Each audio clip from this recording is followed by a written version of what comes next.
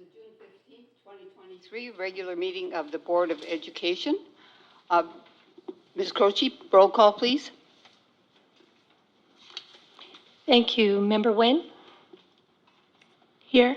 Member Plancarte? Here. Member Jones? Here. Member Hill? Here. And President Thomas? Here. Thank you. Ms. Croce, is there anyone wishing to speak to this closed session item or these closed session items? There were none. There were none. Okay. So given that, we will be recessing to closed session where we will discuss conference with labor negotiators, NTA and CSEA, conference with legal counsel regarding anticipated litigation, one case, conference with legal counsel regarding existing litigation, Bretts versus NUSD, public employment, Government Code 54957, Kennedy Principal, Newark Memorial High School interim principal, student expulsions, case number E2223-08, and two cases for student expulsion, case E2122-14 and 2122-18. Having said that, we adjourn to closed session.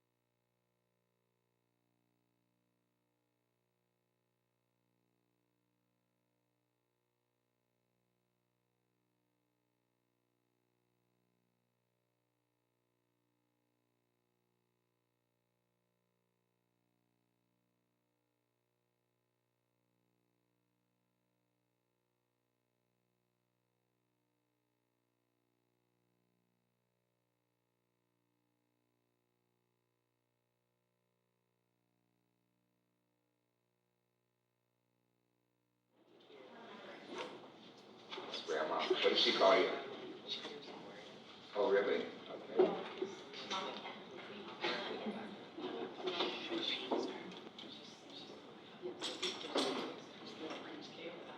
Good evening, ladies and gentlemen. Good evening, ladies and gentlemen. Welcome to the June 15th, 2023 regular meeting of the Board of Education. We have just returned from closed session, and in closed session, the board unanimously approved the appointment of Efioma Obaduzie as the new principal of Kennedy Elementary School. Also in closed session, the board unanimously approved the appointment of Dr. John Bernard as the interim principal at Newark Memorial High School. Please join me in the pledge. I pledge allegiance to the flag of the United States of America and to the republic for which it stands, one nation, under God, indivisible, with liberty and justice for all.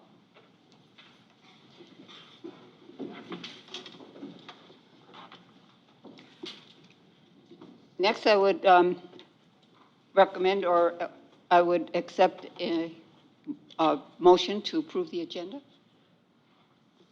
I'll make a motion. I'll second. Member Nguyen makes a motion, and Member Hill seconds that we approve the agenda. Please. Was that member Plancarte, I believe? Oh, Did you Plancarte, make the I'm motion? sorry. Thank you. Sorry. Please vote.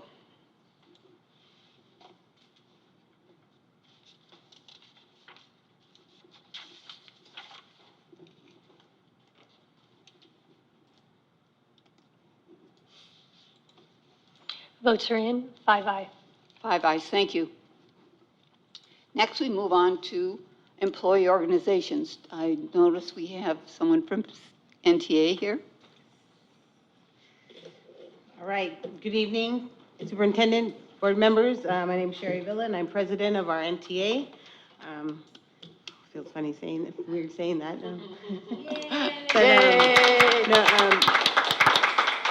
Thank you. So just two things tonight. The first one is in regards to appointment and selection of leadership.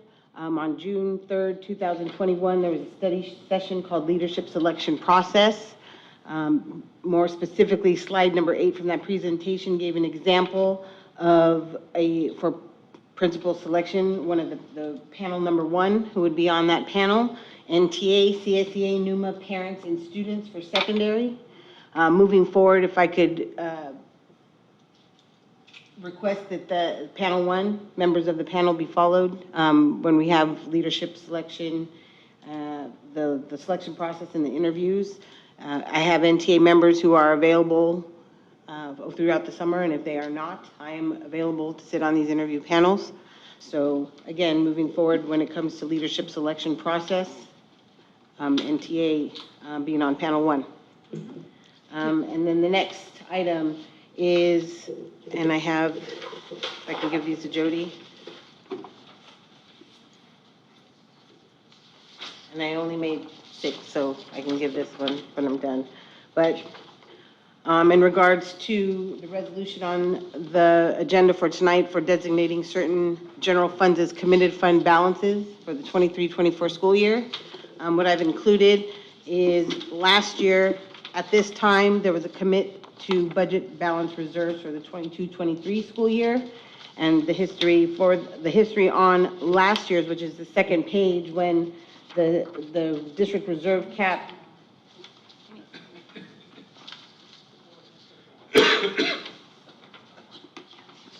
Could you repeat what you just said? We were just fumbling with the papers here.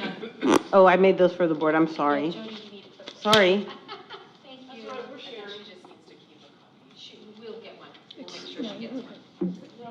I'll give you my copy. Okay. So could you start over? Sure. Thank you. So starting out with the second page, from last year, the commit to budget balance reserves for the 22-23. History on that would be when the cap of 10% came for the district reserve cap.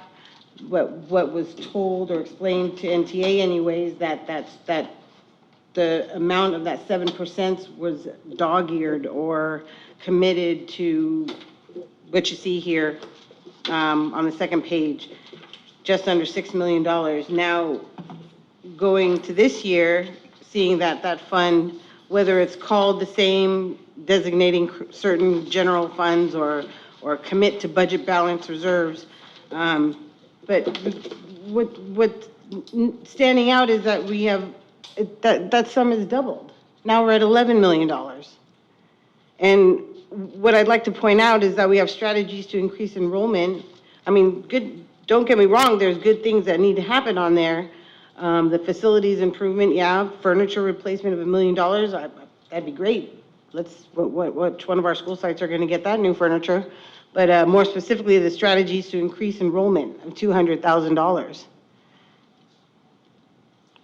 That's a vital thing that needs to happen in our district, strategies to increase enrollment. But what's as equally is, you know, if we're talking about best interest of the kids, how about strategies to retain and recruit teachers in our district being included in this?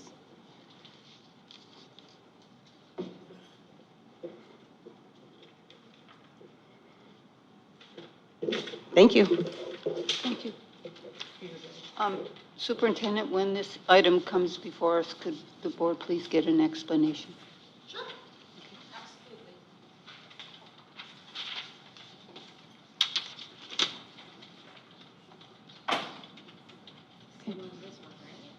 Oh, no. Not agenda. That was for agenda. He wasn't here, so this is non-agenda. Oh, Okay.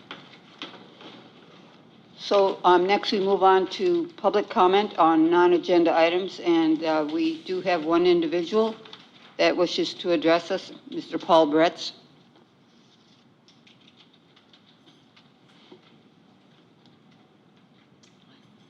Is he here? I don't see him. who's handing us these then? Where did we? He must have filled it out. He walked in and handed it to me, so I know that. We couldn't find him. Yeah. There's no one in the lobby. He's not there? No. We searched the parking lot too, we didn't find him. Oh, okay, well, if he comes in, we can certainly interrupt and let him speak. So next we move on to the superintendent's report. I'm sorry, do you just want to make a note that we did have public comment on an agenda item, item 3.1? He also, That was already passed because 3.1 was before closed session. thank you. Okay. Thank you, President Thomas. Due to the length of the meeting, I have told Cabinet that we will forego the superintendent's report tonight because we have about 1,000,001 items. So if you don't mind, we will forego the report tonight. Thank you. Great. Thank you, Superintendent. And so I would invite you then to Can you move take it on off? and introduce our staff report. Can you take it off?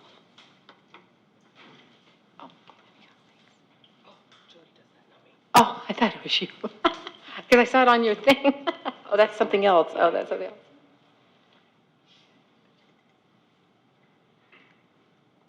Superintendent? Oh, I'm sorry.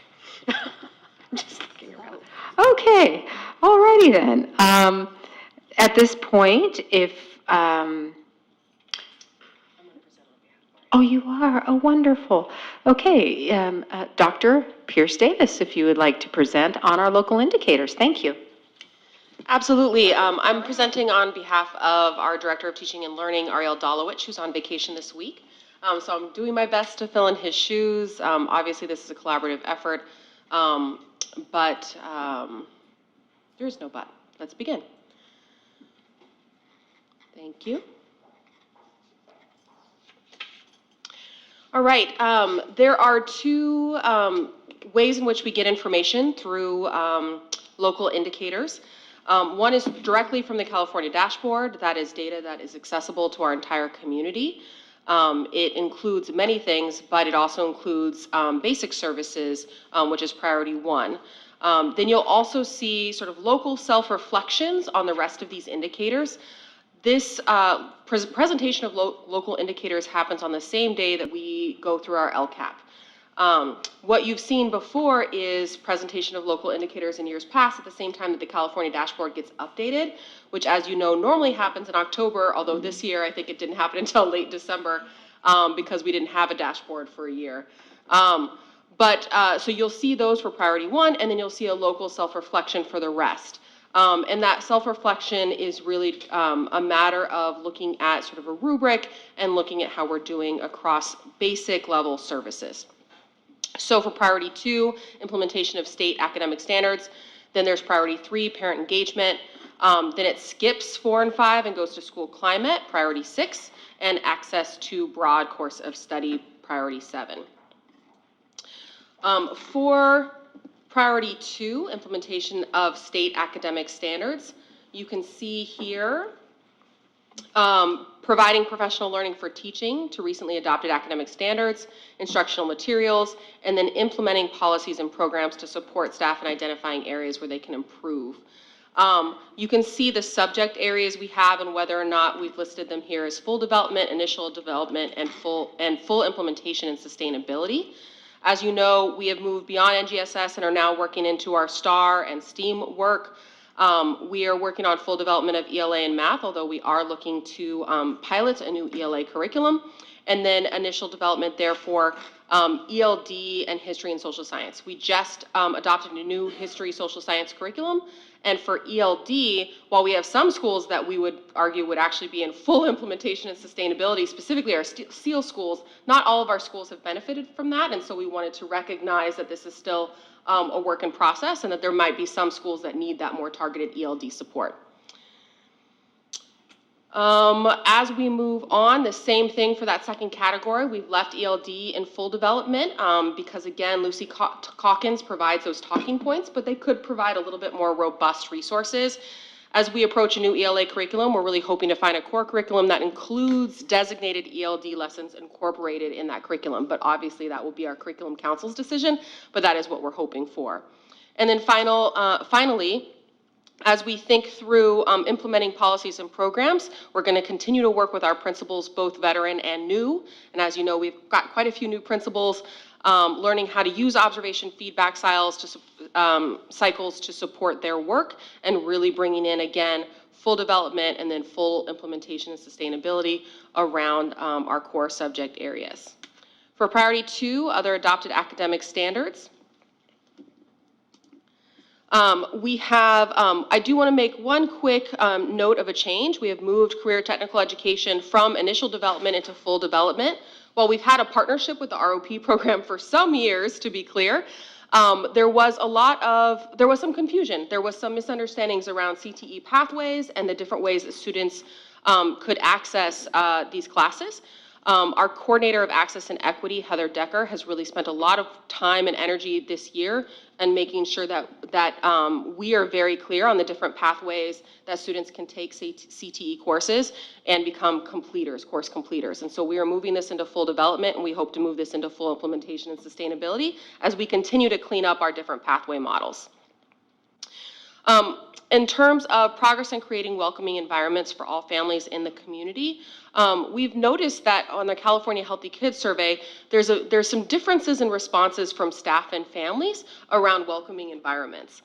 In fact, our families are rating it higher than our internal staff, and so that's something that we want to really continue. That's why you see sort of full implementation, full development, and then initial development, because we want to unpack that data a little further next year and understand that a bit more.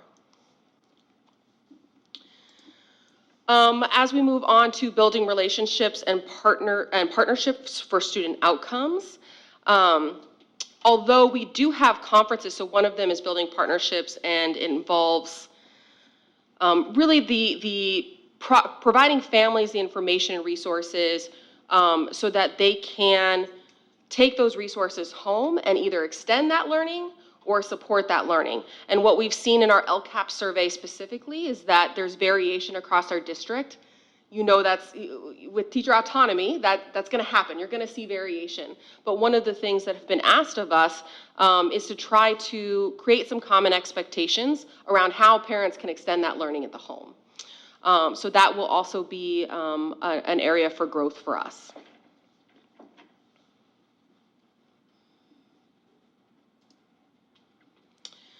As we talk about seeking input, we feel incredibly proud of the work that we've done around the LCAP this year, really going into each school site, having engagements with the community during SSC meetings, but also during the other types of meetings, coffee and conversations and so on. We've also brought in ways that our families and parents can be leaders, whether it's Project to Inspire, or other processes. We're also considering a district-wide SSC training for 23-24, where we bring together the parents of all of the SSCs across the district. I see Ms. Cairns is in our audience there. This is a lofty goal from the department, but that's also something we want to build in to, again, continue to move forward on this rating. For school climate, we did bring the California Healthy Kids survey. We do not have the responses. This is one of those awkward presentation moments where we don't quite have the data to share with you yet, but we look forward to getting that this summer and going deep. For now, we do have participation completion, and you can see there for students, staff, and parents. Obviously, we want to bring that parent survey completion up, but as you know, at the end of the year, folks experience a bit of survey fatigue. So this is something we want to start earlier next year in hopes that we can get more folks to participate, maybe do some competitions, maybe get some positive energy, but we do want to see more participation so that we can better understand how we can move forward as a district. Other than that, we are very happy to see much higher student and staff survey results than what we've seen in the last couple years. Dr. Pierce. Dr. Pierce Davis, could you go back to that slide again with the participation? Thank you. So could you tell me how this district approaches giving the survey when it's done for the public to know? In class, is it done? When is it done? You know, those kinds of things. Got it. So our fifth graders are a little bit different than our 7th, 9th, and 11th graders. Our fifth graders need positive consent from their parents. So the parent must sign off saying they're okay to take the survey. 7th, 9th, and 11th graders have passive consent, meaning we send home a permission slip, and if it doesn't come back, that means they're okay taking the survey. Oftentimes those are taken in classes. Obviously, that's a little bit harder at the high school levels because they're taking multiple classes, and whatever teacher decides that they're okay taking the survey means they've lost some portion of their instruction for that day. For the other classes, it's a little bit easier because you can core it, you can sort of schedule it at a strategic time. For staff survey, we try and we encourage staffs to, and administrators to take the survey during a staff meeting in lieu of a staff meeting, so they don't feel like they're being asked to take it on their own time. Different principals take different approaches. And then finally, the parent survey is often sent out via email, sent out multiple times, encouraged through school messenger sometime. Whatever the mode has for communication with parents is what we have here. Sometimes I've even seen, and different principals take on different strategies, so I've even seen some principals have an event and then have computers off to the side of that event in hopes that parents will sort of sign it as they come for a celebration or an open house or something like that. But again, every site is different. I'd really like to see our high school numbers go up, simply because at the high school they are dealing with significant, sometimes socio-emotional concerns that we would want to have reflected specifically in the chicks. So a 31 or a 47% is not necessarily the best sample for us to be able to know what's really happening with our kids. So I would hope that we would have a strategy for how to get a much higher percentage at the high school next year. Yeah, and as you know, we have had transition of leadership at the high school. And so I want to just commend the staff for getting this percentage accomplished, given that transition. Their attention really was on other things. That being said, you're absolutely 100% correct. Those numbers can and should be higher since we sort of have a captive audience generally during the school day. I wasn't going to say it that way, but yes, we do. All right. Access to broad course of study at our elementary schools. We do have standards-based report cards that provide students and families with information. We recently reviewed those report cards at the elementary level, and so we do feel like they are up to date with state standards and what teachers want to see, in all honesty. All students receive daily instruction. Even at the elementary schools, we're in the process of bringing back our art programs, which we feel great about. And then as the board knows, we have a robust STEM program that we're also focused on. For our secondary schools, all of our secondary courses review information for meeting A to G requirements. Almost all of our courses at this point are A to G requirements. Except for a few. Again, I think we just presented on this recently. You know, there are certain special education classes or PE classes that don't qualify, but for the most part, we are not adding new classes unless they are A to G. What will improve our A to G completion at this point is reducing our Ds and Fs, and so working with students to raise those grades. Support for students not meeting course requirements. Again, we do have our counselors. We have improved the alignment of our ROP and CTE courses, and academic departments do reflect on student data and adjust their plans accordingly. Just last year, the second PD day, departments at the high school worked on common end-of-year assessments through Illuminate, and this year the hope is that they will then backwards map that so that there's more progress monitoring assessments that are department-wide throughout the year. But we will see. We're going to work with departments on that next year. And I believe, our overall rating summary for those final priorities then 2, 3, 6, and 7 are met at this time. And we look forward to, I believe that's my last slide. And we look forward to presenting the LCAP later this evening. Thank you. Any comments or questions from the board? Member Hill. So, Dr. Pierce Davis, thank you very much for the very thorough presentation. And since I joined the board at a time when the California School Dashboard was kind of in disarray because of COVID, so I don't know if I understand all the ins and outs. And so I want to just play this and you can tell me if I'm correct. So there's a quantitative aspect of the dashboard that's connected to standardized testing. But then there's these other categories which you've been going through here, which are really more of a narrative where they're asking you questions and you need to provide a narrative around what you're doing. And so they ask the questions, we provide input, and then they evaluate and tell us whether we've met the expectation. Is that correct? More or less. Sometimes there's a narrative component or sometimes there's more of a rubric. So we can either share the rubric scores based off of the responses that we have. So do you have, for instance, a question might be, do you have curriculum that's aligned to state standards? Well, we don't choose curriculum that's not approved by the state. So oftentimes the answer to that is yes, met, or full implementation and sustainability because we've had curriculum for some time. Things like that. Thank you. Yeah, Member Nguyen? Thank you. Thank you for the report, Dr. Pierce.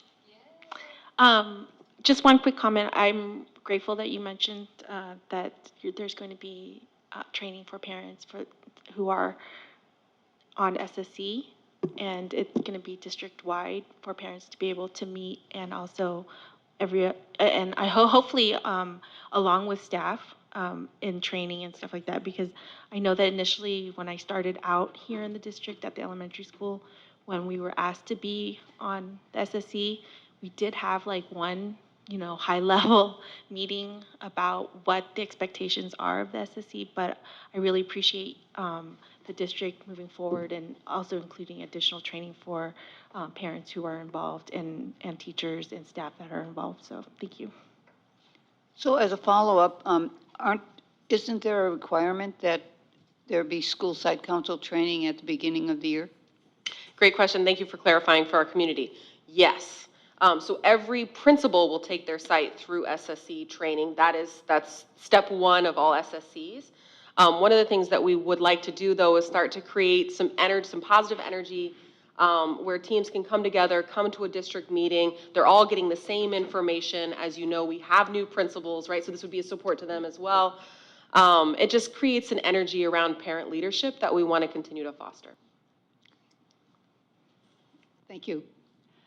So next we move on to Superintendent. Do you want to introduce item 9.2, Special Education Effective School Solutions? I would absolutely love to. At this time, it is my pleasure to introduce Olivia Rangel, who is going to come down and tell us what we're starting to think about in terms of how we will approach our in-school mental health services for special education students. Thank you so much for Thank being you here for tonight. having me. Good evening, President Thomas, board members, Superintendent De Leon, Executive Cabinet, and community. So this presentation is not just around effective school solutions, but also some other solutions that we're coming up to address the mental health for our students, specifically for our population of special education students. You're more than welcome to read the mission, but in the last months, I've been meeting with Effective School Solutions on ways that they provide help to our staff, our families, and our students in order to meet their mental health needs, and in particular for our counseling enriched programs that we house at the high school and the junior high. I will also be addressing how a little shift in what our school psychologists provide to our students, as we have begun to hire a number of school psychologists and anticipate being, I'm looking at Catherine, fully staffed for next year. We just put out one more offer. So here are some statistics from the National Alliance of Mental Illness. As you can see, they are staggering. There has been an increase in the needs of mental health services for our students, specifically between the ages that we offer the BLAST program. So that's 6th grade to 12th grade level. And while these are very staggering, it also does have an impact on our administrators and our parents. So I'm going to go to the next slide. 90% of administrators define that there is a need for a growing need for mental health crises, as well as 57% of parents. So with that, we have to continue to address it and adjust our practices. So Effective School Solutions provides this number of supports to our staff and really takes off that pressure and allows our teachers of those programs to teach. Our teachers need to address the curriculum, while our mental health clinicians really address the other needs, the behavioral supports, the services. Sometimes a lot of these students need wraparound services, in-home support and health. So they definitely help with training clinicians, addressing the behavioral and mental health needs, redirecting our students back to the curriculum, and then addressing the different methodologies that may be needed for the various students in these classes. The students who have trauma, oppositional defiance disorder, anxiety. So along with training for our staff, the data that they're going to provide, the services, the counseling services, the parent trainings, the staff and student trainings, they also will provide the 2 clinicians on the Newark Memorial site, as well as the Newark Junior High site.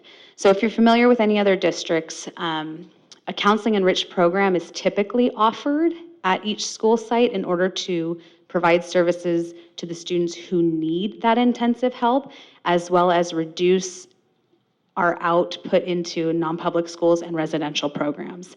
Other districts like Hayward use programs like Seneca, and so this is kind of our version, if you're familiar with Seneca at all, our version of Seneca.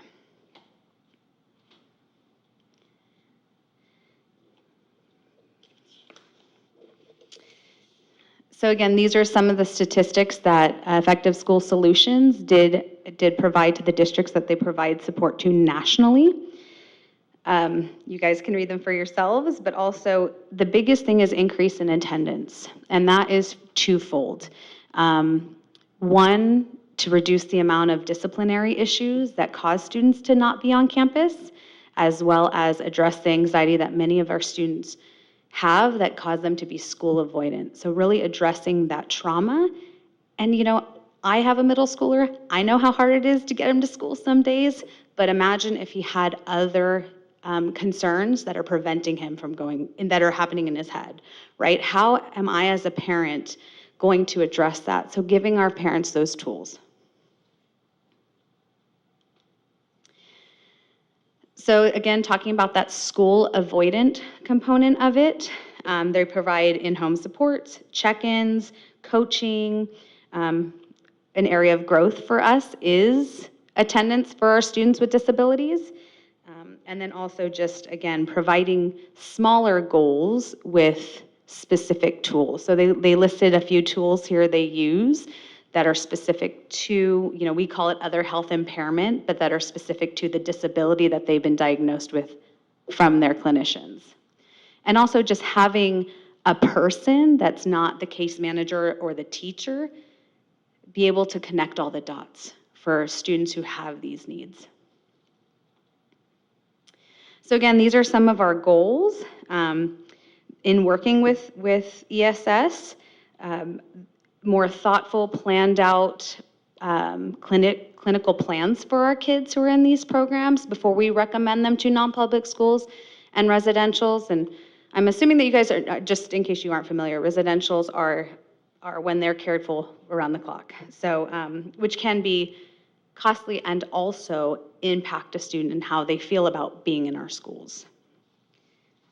So while our school sites currently are implementing the BLAST program, which I'm going to get into, and they're doing it to the best of their ability, what I'm hoping that we'll get from Effective School Solutions is really that support and training and confidence that they need to address what is happening in this classroom right now, what is happening with this student right now. Okay. So in the last couple years, if you don't know, we have been pretty much at half staffed of our school psychologists, which causes us to contract a number of school assessors. Our school psychologists are strapped at different sites, are helping with everything that is around assessment and reactive needs. Well, a school psychologist should be assigned per site for the most part. Of course, our smaller sites might share, and providing a level of tier 1 support to our staff and our teachers. So we just put in our 6th offer to a 6th employee. So our school psychologist will actually be taking on the mental health services at the lower level of need. So if a student needs some check-ins, if a student needs some 6-week counseling to address something they're going through, our school psychologists are going to do that, which limits the need for mental health clinicians at those schools. Now, for the Counseling Enriched program, the mental health clinicians still have to happen. The caseload at the high school and the junior high for our psychologists is larger, and so the intent for Effective School Solutions is to come in and revamp those programs. So BLAST stands for, we like our acronyms in special ed, Behavioral Learning and Social Teaching. It is a self-contained class for specific disabilities. I've listed them there, but just again, other health impairment really has a plethora of different eligibilities like operational defiance disorder, anxiety, trauma.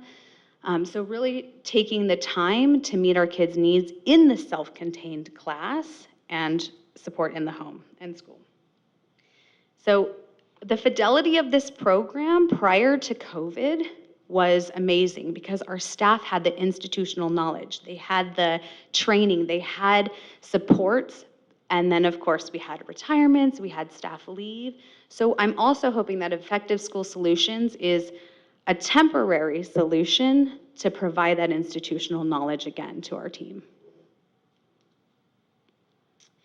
All right, so again, this is about redeveloping, remodeling, and restructuring.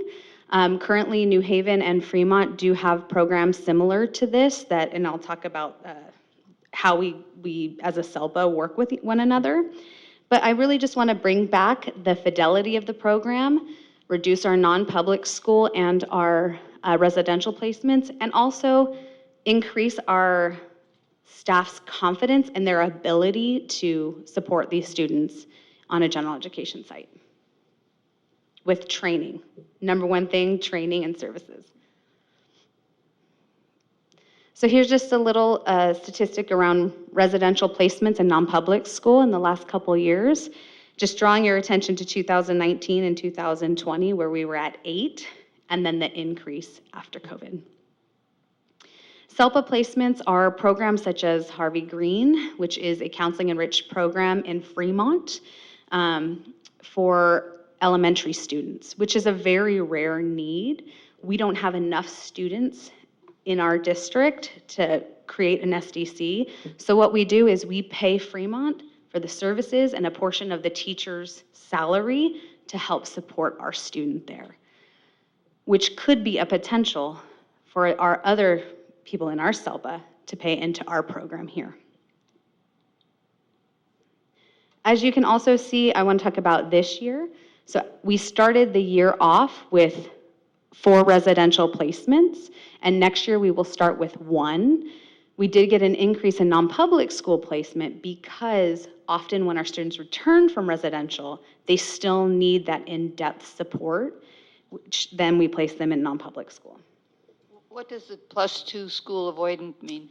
We have students who have not attended school for very many years. Let me say this again, not very many years, for at least 2 years. We have done the SARB process, we have done in-home support, we have done home visits, and the need is still there. So now the offer is a more restrictive environment because we cannot meet their needs and they're not attending school. So that's my hope, is that our students who are school avoidant, ESS will come in and provide us with strategies and tools to get them to come to school.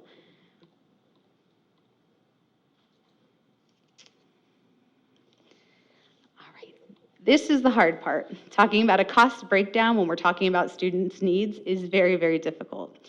So we need to meet the students' needs. If the team feels that there is a need for non-public school, we absolutely have an obligation and a want to support that kid in that realm. Same thing for residentials. So a lot of this projected and flux in numbers is hard because we're talking about kids that may have this high need, and a kid's need today may shift tomorrow when we're talking about their mental health and their lives. So I just want to preface that before we go into cost breakdown, but I felt it was important to review that. So we have had amazing help with our contracted mental health clinicians. The one thing about having contracted employees is they're not always aligned in practices. They're not our employees, so the meetings don't always happen. Where school psychologists come in and our practices are aligned, we're seeing an improvement in our referrals, and we have one another to support. They also travel. So it's hard for them to really feel like a part of the community and supporting the school site. So this has been a great Band-Aid to the issue of not having school psychologists. But now I'm excited for moving into next year and seeing how that benefit happens. Also, because they're contracted mental health clinicians, their heart is always in the right place, but we have seen an increase in our recommendation for services. And so our services for counseling are 2 times other districts. And so just knowing that and seeing how can we realign practices on a need that is IEP based and a need that is that any other general education could get through the cost process. All right. Excuse me, why is NUSD counseling twice the neighboring districts? Why is that? I think just for the time throughout COVID and in the last couple years, the understanding of what is educationally based, which is IEP related, and what is a nice to have has not been aligned. So I want to make sure that people understand that, you know, we want to provide these services to our students, but that doesn't always mean special education. And that doesn't always mean Newark Unified. That may mean some support outside of the community or through another program. So just, of course, giving some guidance and relooking at the why and if it's a need. And then also, if it was a need and no longer is a need, the assessment to then reduce that. Okay. Also, and we're going to talk about the non-public school in a minute, but when our students return to us from non-public school, ensuring that we are providing them the services they need. So one component of ESS is the student that is in residential now has a potential to return to school. Now, they will do a lot of that heavy lifting and that work to make sure they're ready. Visits, parent meetings, and make sure it's done with ease. So really looking at them to help us make those determinations and ensure that we're not just going, okay, they're back, right? How are we still helping them? All right, so this is the proposal for next year. And this is where the error, and someone had a question. So it is not just for educationally based mental health clinicians, that price, that's $625,000, it's for the whole program, the data, the training, all of that. And they also come in and they revamp the space to make sure that it is more therapeutic to our students' needs. So along with this proposed budget, and we break it down a little bit further in the next slide, is we could potentially offer BLAST to SELPA partners, which would then bring in a bit of revenue. The potential to bring students directly back into our program versus into non-public school first. And then just so you know that with the Fidelity of New Haven's program, they have had 0 referrals to residential treatment programs in 5 years.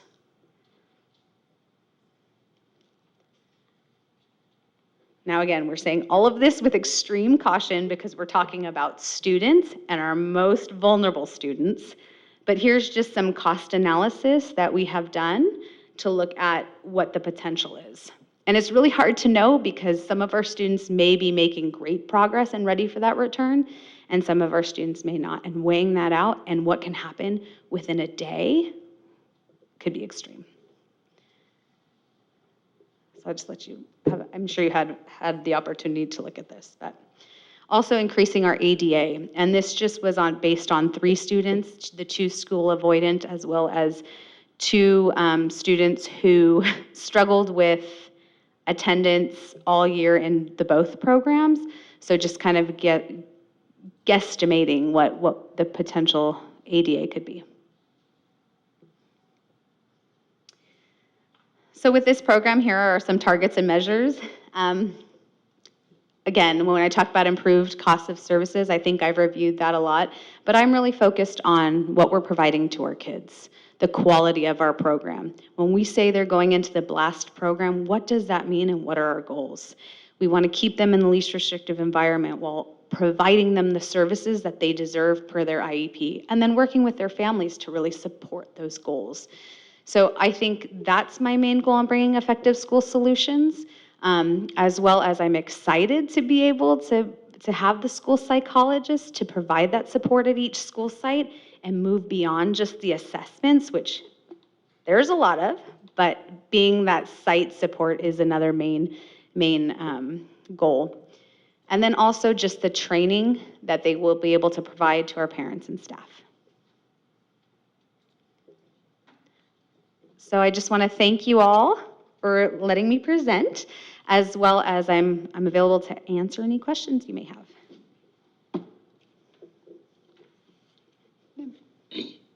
Member Plancarte. I just want to say thank you so much. That was I had a lot of questions, but you're going through your presentation now with you here, guiding us through it. It really answered a lot of my questions. So I just want to thank you for putting this together and being very clear about a lot of things. Thank you. And with your feedback, we do plan on putting the contract up on the next board meeting. We just wanted you to be able to have input and have any questions answered.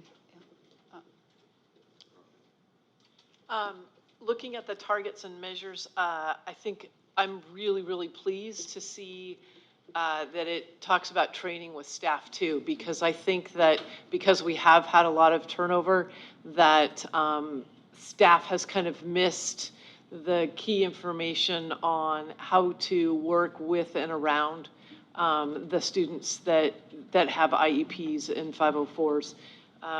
So I'm really glad to see that and appreciate the depth of your presentation. Thank you. Thank you. Member Hill? Thank you, Ms. Rangel.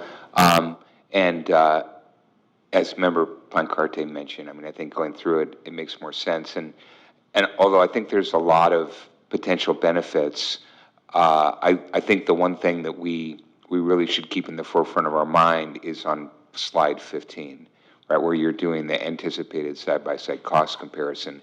And I understand that this is a projection, but I think we also really need to watch it because, you know, the challenge that we face, right, is we have a structural deficit. And so we have to figure out how do we get more bang for the buck. And it seems like we're doing a trade-off here where we're saying, you know, we may need to, if we spend a little bit more with the effective School solutions. school solutions, but we can potentially reduce our exposure to outside services and residential. And so if we can reduce that cost, then we can afford to spend a little bit more here and provide equal or maybe better service. But I think that we really need to watch it because again, at the end of the day, I mean, the worst case scenario would be that we don't have the people coming back, but we have the added cost. And so, you know, again, we only have, you know, so much budget. But I think that the concept's a good one. Thank you. Member Nguyen? Thank you. Just wanted to also echo the statements made by our fellow board members, but just wanted to say I'm really in support of this concept and working with ESS, and also reiterating best practices for our staff is so important, and making sure that those procedures and processes are documented so that we can reestablish those, like you said, historical knowledge, and be able to properly manage, you know, our students and our families, and to be able to help them out and be more beneficial. They'll be more beneficial. So thank you. Thank you. Ms. Rangel, thank you so much for the presentation. I do have one question, and that is that the $600,000 savings is predicated on non-public school placements coming back here. And if I were a parent and I was happy with the non-public school placement of my child, and you asked me to come back to Newark, what are my incentives under this program? Yeah, I think the one benefit of specifically this age is that these students want to come back. They want to come back, and in some cases, they're not attending the non-public school because they want to come back. I want to be able to say to these parents, look at our program. Look at our program, look what we've done. And so this is kind of part of that, right? So I think the incentive is, one, closer to home with their peers that they've grown up with, and also we have now put in place this program. And I don't want to discount what is currently happening. I think we have well-intended staff who try their best with the resources given.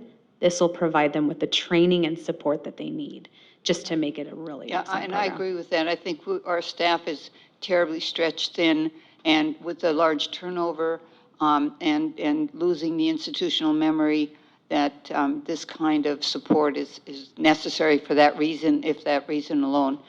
Recognizing that special ed is such a burden on the general fund, necessary burden, but so anything we can do to reduce that burden, especially since Newark has historically in the region and maybe even in the state been our percentage of general fund costs for special ed is larger than usual or the norm or the average. So we need to really be spending our money wisely and not spending too much because we aren't managing the program well. You know what I'm saying? Absolutely, Thank you. absolutely. I'd also like to add that being that we need to start the school year and get some things in place, I may consider bringing this for ratification. at the beginning of the school year after already starting, depending on if and when we can get the ball rolling on some of these folks, if it's possible. How much is the contract for? 625,000. That's beyond your, But ratification is to bring it after the fact, but but contracts of a certain amount have to be approved by the board. Over $50,000 approximately. Isn't that correct? yes, so that's why I was, that's okay. We'll discuss it later. Ratification is a board approval that. But that, it has to be before the fact, not after the Okay. fact. Okay, thank you. So, thank you, Ms. All Van right, Gaal. thank you so much.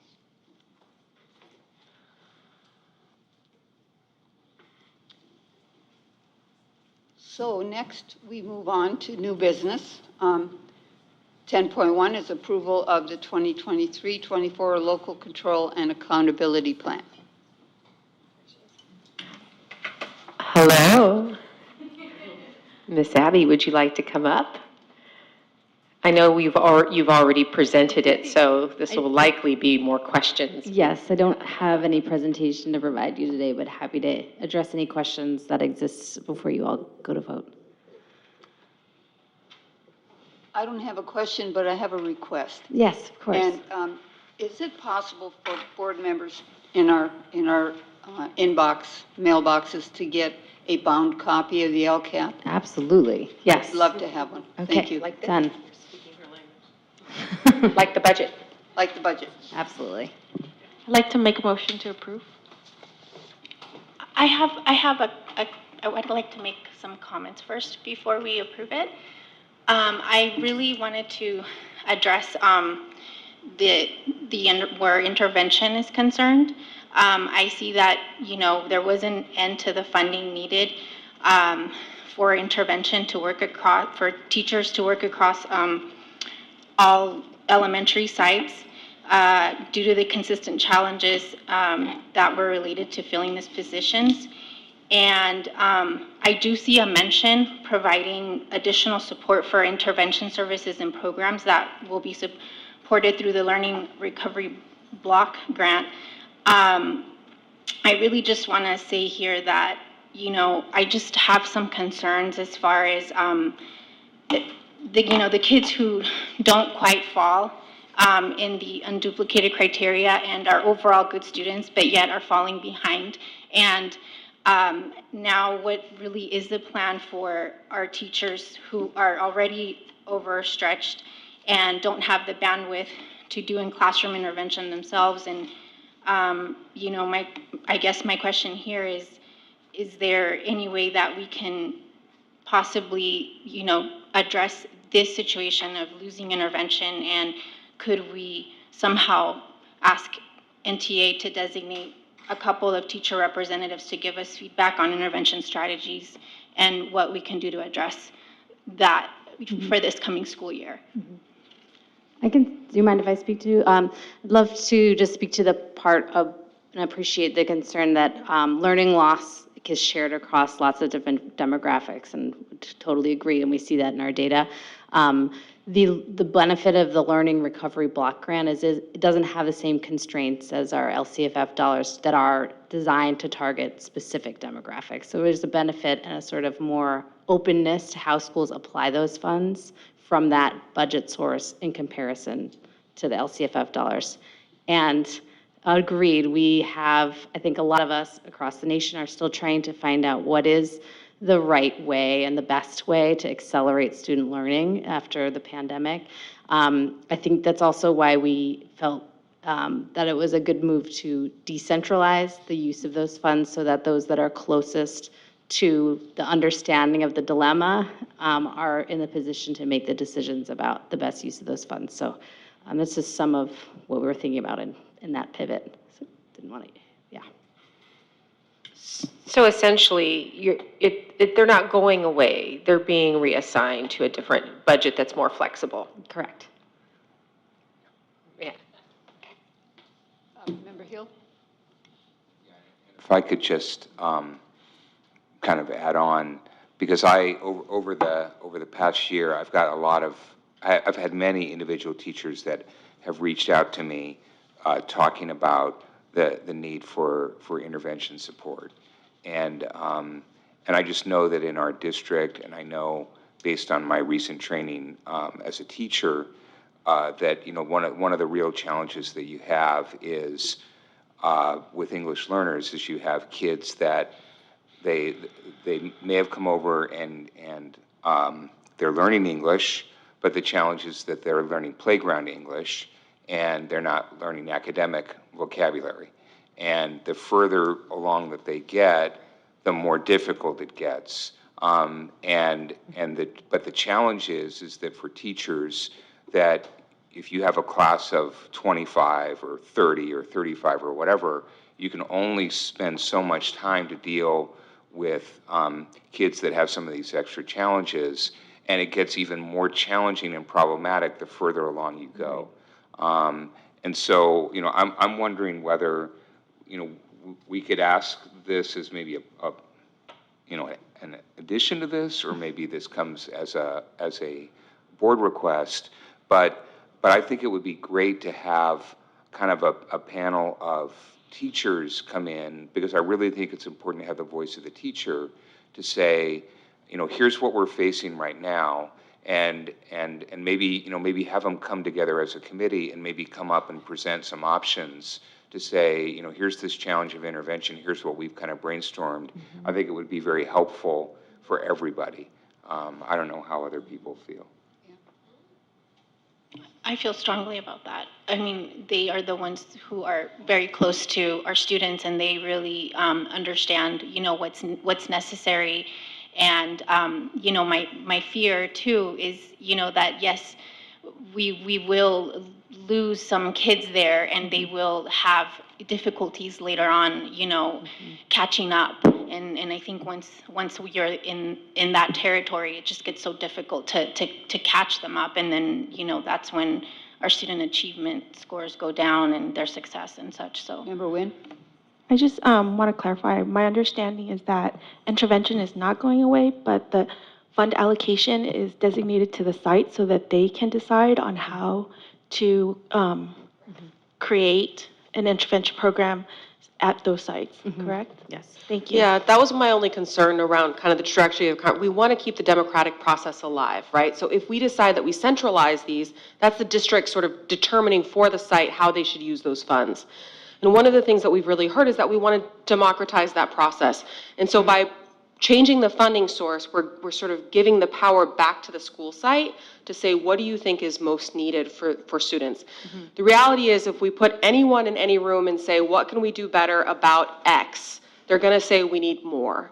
And that's the hard part about education, right? If we put our cost coordinators in a room and say, how can we do better at PBIS? They're going to say we need a PBIS coordinator at every site. Yep. They're going to say we need a cost coordinator at every site. They're going to say we need an intervention teacher at every site, and the reality is we do need all of those things. We really, really do. But I'm hearing intervention is sort of a conversation, a topic, but I don't want to take away the democratic process of our LCAP advisory committee either, who also came together and made this decision, and these were hard decisions that were made. I was a part of some of those discussions, and it was a debate. There was a back and forth, there was a tension, but ultimately they did come, this was not a rubber stamping kind of moment. This was how do we sort of vie for what we think is most important. So I'm hoping that maybe the board would give permission for Ms. Cairns and I, as well as Dr. De Leon, to kind of sit back and think, what would the best process for that kind of input be? Maybe it's meeting with NTA, maybe it's meeting with some teachers, just around in a world of limited resources, how can we best address this problem without taking away the democratic processes that we have in place? Because I'm definitely hearing from the board, and I'm hearing now, from your, as representatives of our community, that this is clearly an important topic. Member Hill? And I understand your point, Dr. Pierce, about, if you ask somebody just an open-ended question to say, well, okay, would you like more resources? They'll say, yeah, of course. How much can you give? And so, but I also want to, I I really want to push our district and our teachers, you know, because I think that they have the capability to also put constraints around that. And so I would like us to put the challenge there to say, okay, if intervention's an issue, let's really brainstorm, because, you know, I think you want to have people that are as close to the topic as possible, you know, who are really dealing with it on a day in and day out basis. But then say, okay, but here's kind of the budget envelope that you have to work within. And so why don't you start brainstorming and coming up with some options, and, you know, and then kind of see what people come up with. I mean, I think it would be very interesting. Yeah, and I really think that this year we didn't hit the target because we designed a program and could not get it funded, could not get it, the people into the position to do the work. And, you know, have maybe part of that next step is to look at other districts and the programs they've put in place to maybe meet the kind of challenges that we were not able to meet. Appreciate that, yes. Thank you. Thank you. Okay, so we had a motion from Member Nguyen. Do we have a second to approve the local control and accountability plan? I will second Okay. the LCAP. Okay, Member Nguyen makes a motion, and Member, what's your name? Jones. I think I'm still under the anesthetic from my procedure. Please vote.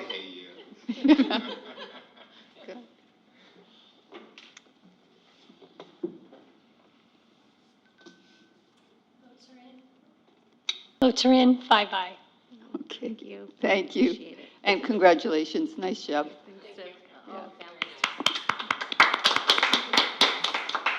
Next, we move on to the 2023-24 budget adoption resolution. Okay, Ms. De La Cruz, it's all yours. Thank you, Dr. De Leon. I just have a couple of slides to update the board because I did go through the presentation last time. A couple of changes since the public hearing included the update on the LCFF calculator. So the calculator comes out, it came out really late. And so after updating our numbers with the most current calculator, it increased our revenues by about $61,000. And that was due to an increase of the funded ADA. It went from 5,028 to 5,032, which is 4 more ADA, an average of about 15,000 per ADA. So this just goes to show how important attendance is and how every ADA really does count. The multi-year projection revenues for the 2 subsequent years also went up by about 64,000 and 73,000. All of the SACS reports and executive summaries have been updated to reflect these changes.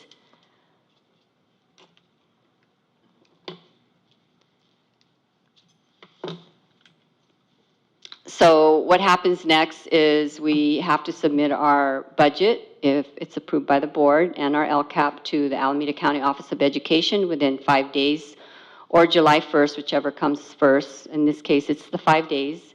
The governor and the legislature, they have agreed, the legislature have agreed to a budget.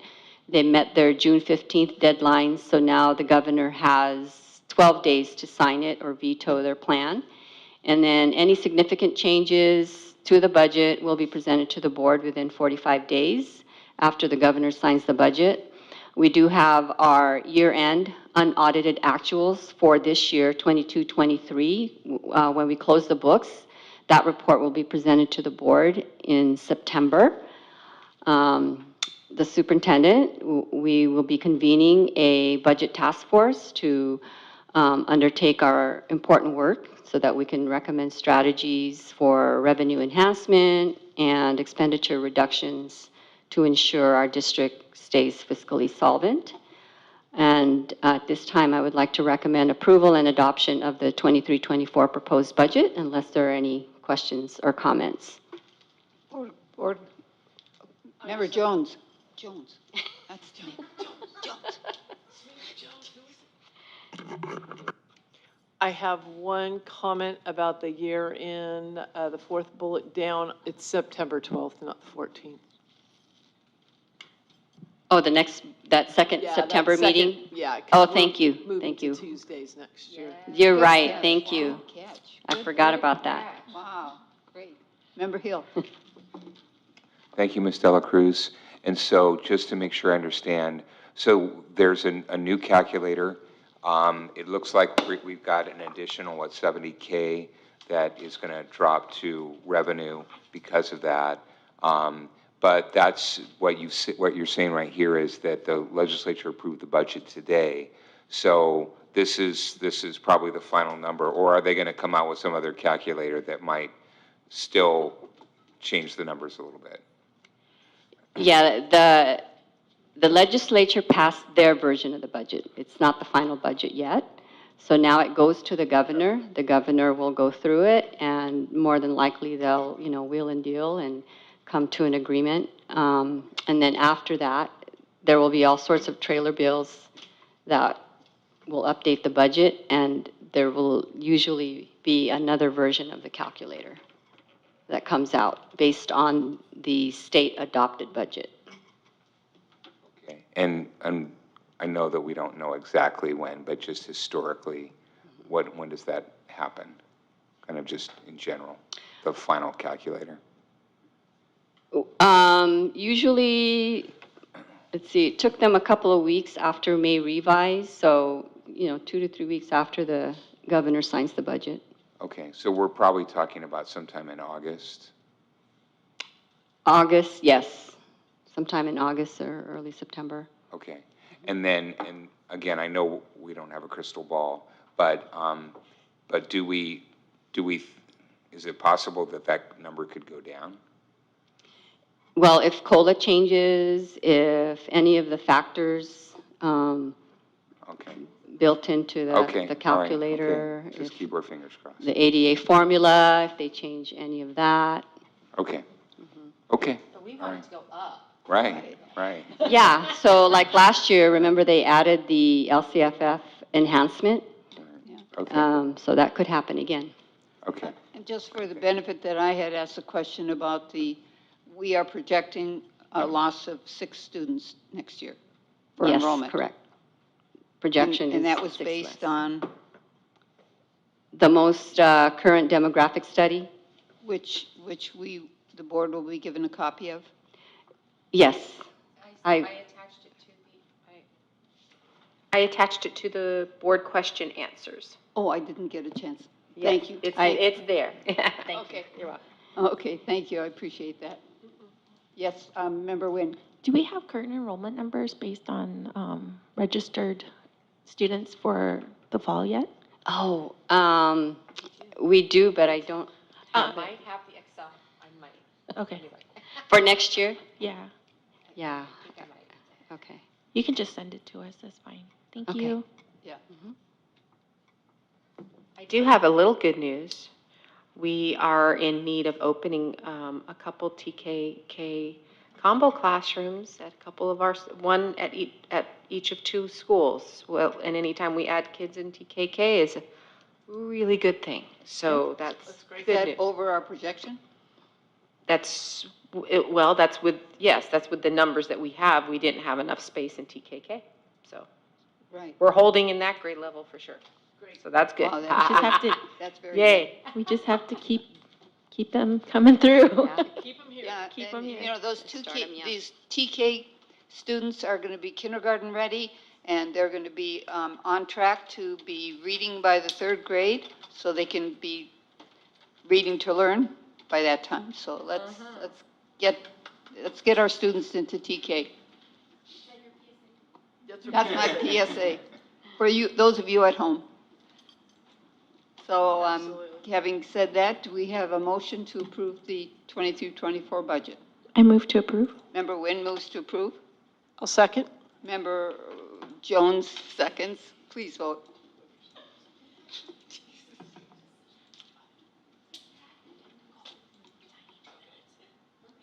I don't take it personally. Oh, God. I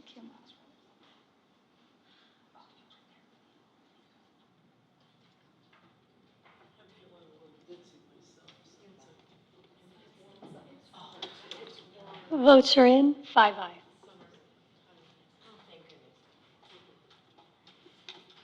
Next, we move on to 10.3, resolution designating certain general funds as committed fund balances. And I believe that item was brought to our attention earlier by Ms. Villa, and that we asked for an explanation. Yeah, so this resolution is to keep us within our 10% reserve cap. And the comment about the 22-23 committed balance going from less than 6 million to now 11 million, that was a result of an increase in our fund balance. So at the time that we passed the resolution for the 6 million, that was in June 2022, which is before we closed the books.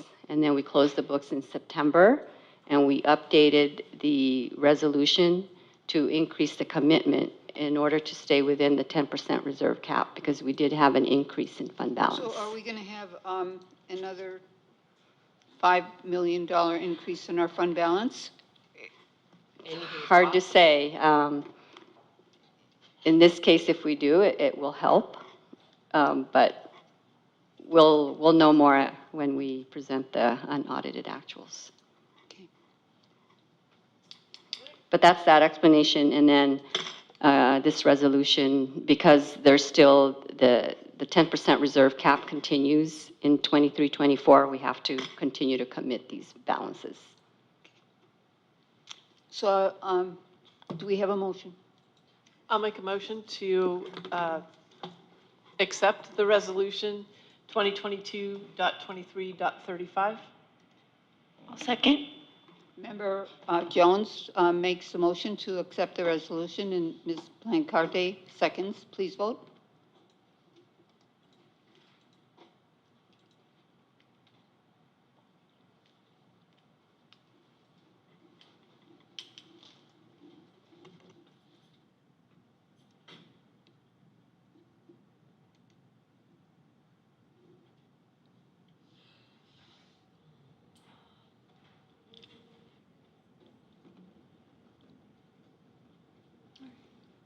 Member Blancarte, are you able to vote? I voted. Oh, you did. There it is. Thank you. And votes are in, 5 ayes. Okay. I think it's too hot in here.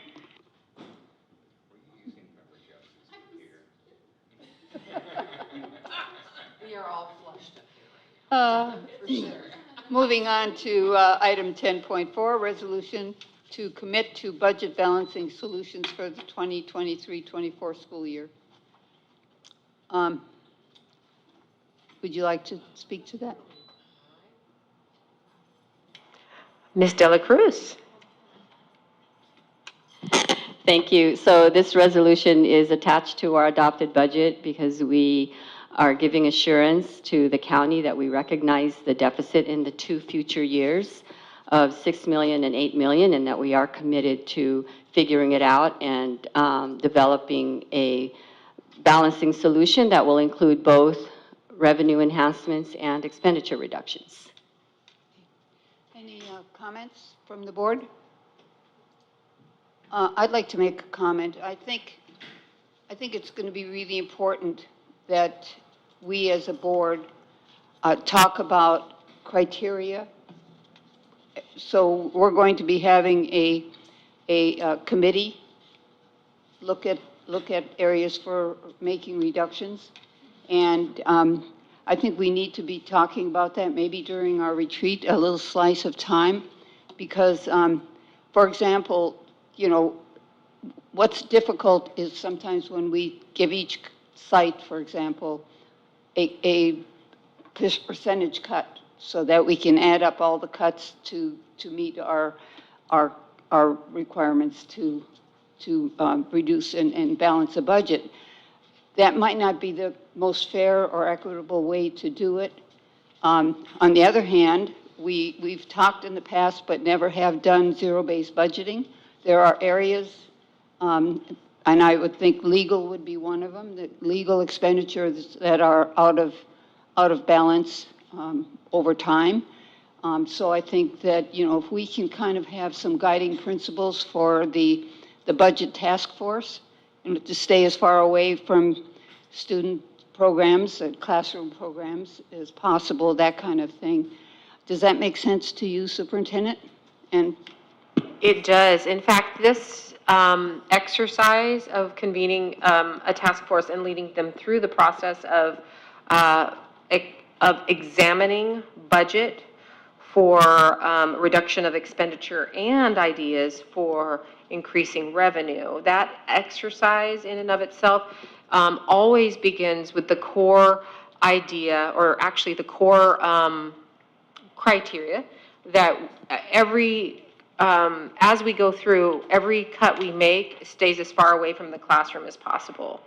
And so part of that is really looking at, how direct the expenditure is and whether it's effective. What data do we have to show whether it's effective or not? Sometimes it is one of the most difficult things to do in education is to take things off the plate that are not working. We add. We rarely say, this doesn't work, or nobody's using this program. Why are we spending money?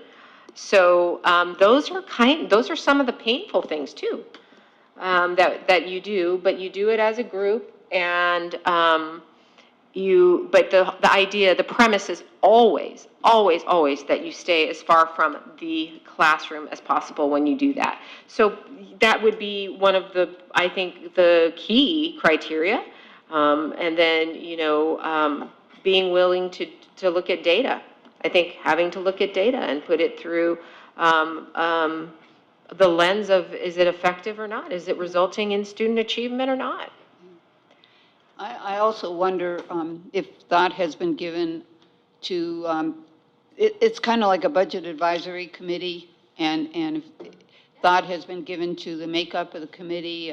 Is there going to be any board representation on that committee? Are we going to have outside experts, or, do you kind of have an idea of how you're going to do that, and maybe you could share that with the board?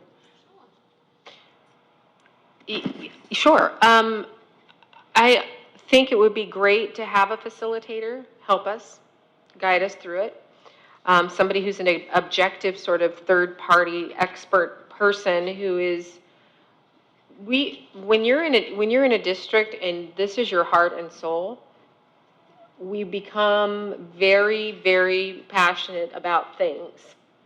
And having somebody there who can very objectively help lead us through that sometimes is a very, very good thing to do. I think having a board member on it, if that is what the board would like to do, is to have a representative on the committee. I think that would be a wonderful thing. But it is it's a labor of love, but it is a labor. And that's why I want as many voices as possible, because anybody, I'm sure you know, Ms. Dela Cruz, it's a little painful. So, we are going to do it, and we're going to be family, and we're just going to know that it's what we have to do for the health of our district and bring everybody along with us. Okay, thank you. So I will make the motion to approve resolution to commit to budget balancing solutions. Do I have a second? I'll second. And Ms. Plancarte makes a second. Please vote.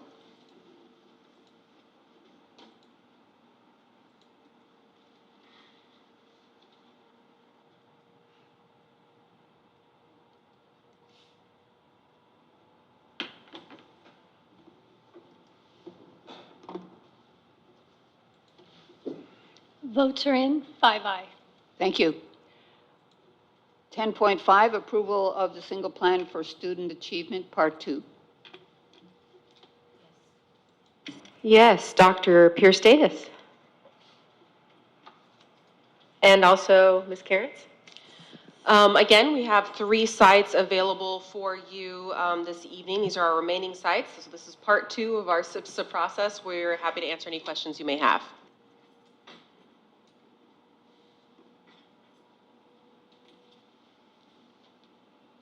Make a motion to approve.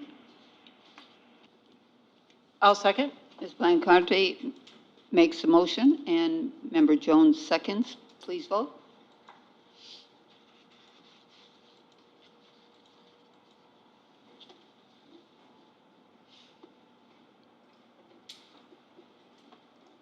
Thank you. 10.6, elementary site support coordinator position description. Thank you. Votes are in. 5-0. Okay. Yes. Speaking of SPSAs, we have a position that came out of a SPSA. So at this time, I think Catherine and Nicole are going to tag team a little bit on this item. So at Shilling Elementary School, in order to better support teachers teaching DLI and also support families, the school site council and the administration, in collaboration with Ed Services and NTA and of course Human Resources, developed a essential duties or job description for a TOSA position for elementary site support coordinator,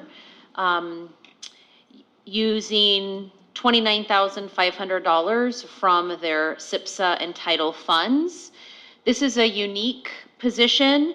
It is not considered a full or part-time FTE. It's contract language where we can create a special contract and determine the schedule, part-time, hourly work, full-time, et cetera, the length of the contract, 1 year, and the hourly pay.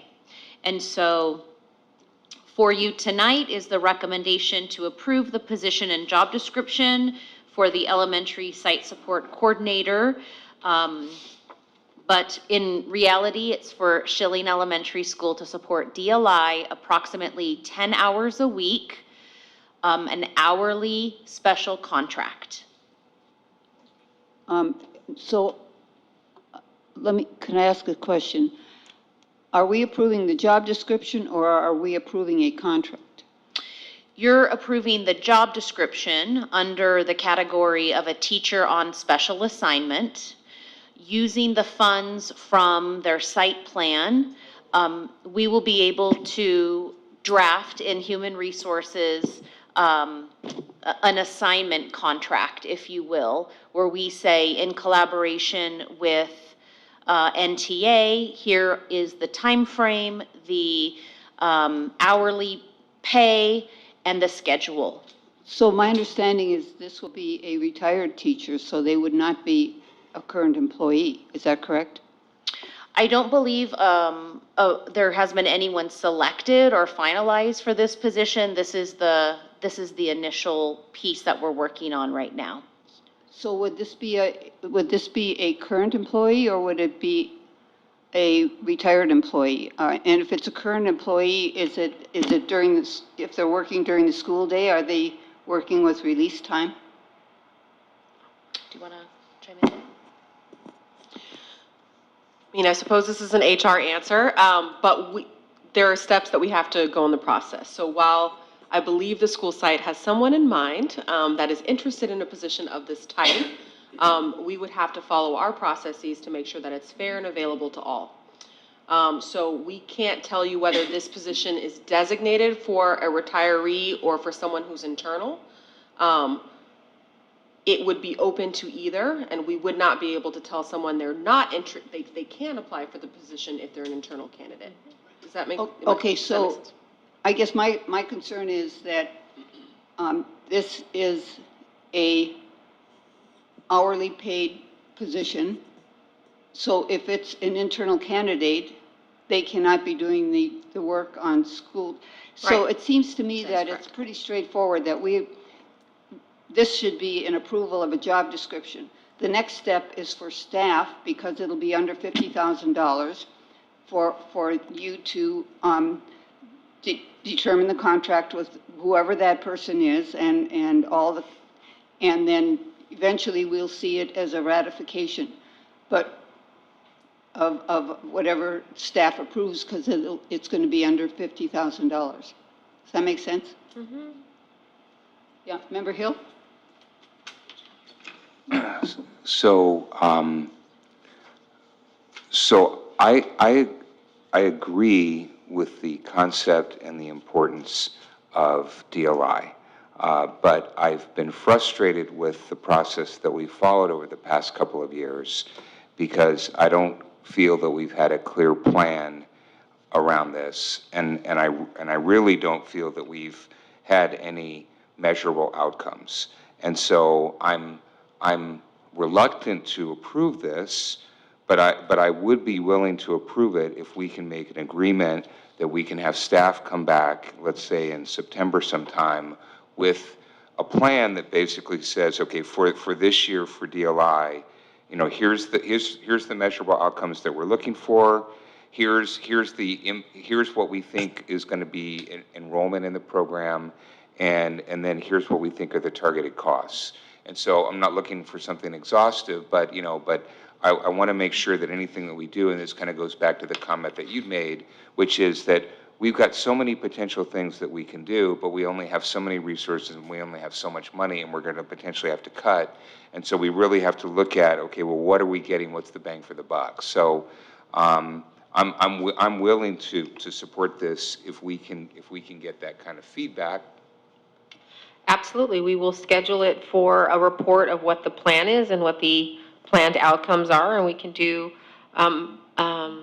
district accountability reports after that. Because one thing that I do like to do is once we have a goal, and which is why I'm so happy we're going to draft board goals next week, is that then we decide what initiatives we're doing and have a plan for each of those and with measurable incremental check-ins and progress reports. And so that would be a natural progress report to have the DLI plan and outcomes, for sure.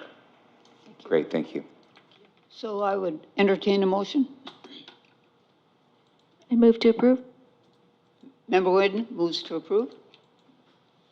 I second. Ms. Blancarte seconds. Please vote.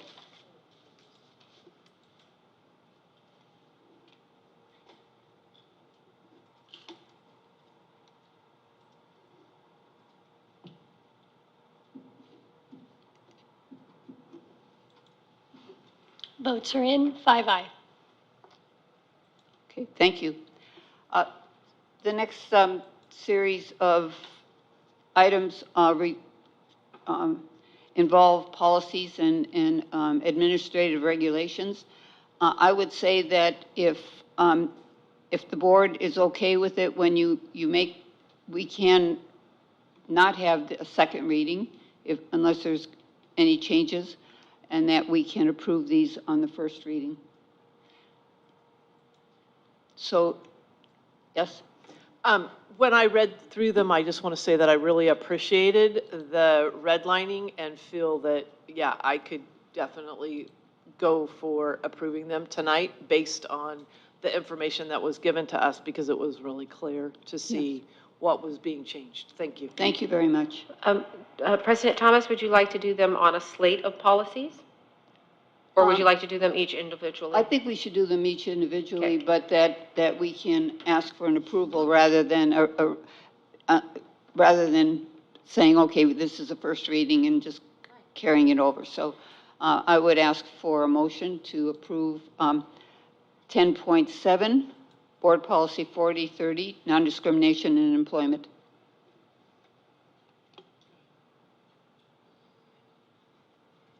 I'll move to approve 10.7, policy 4030, non-discrimination in employment.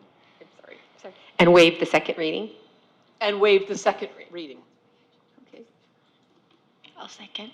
Member Jones makes the motion, and Member Plancarte seconds to waive the second reading and approve policy 4030. Please vote.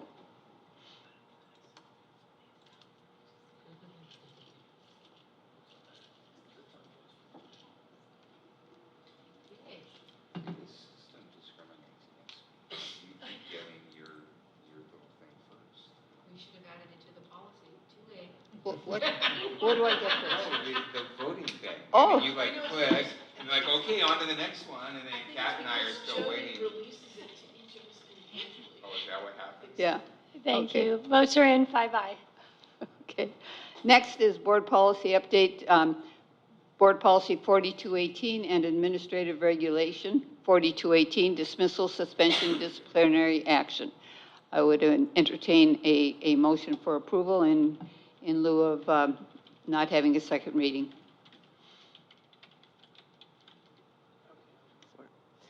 All right, I move to approve 10.8 without a second reading of policy 4218, administrative regulation, and the AR, is it AR? 4218 for the same. So it leaves- I'll second. Member Jones makes a motion, Member Plancarte seconds. Please vote.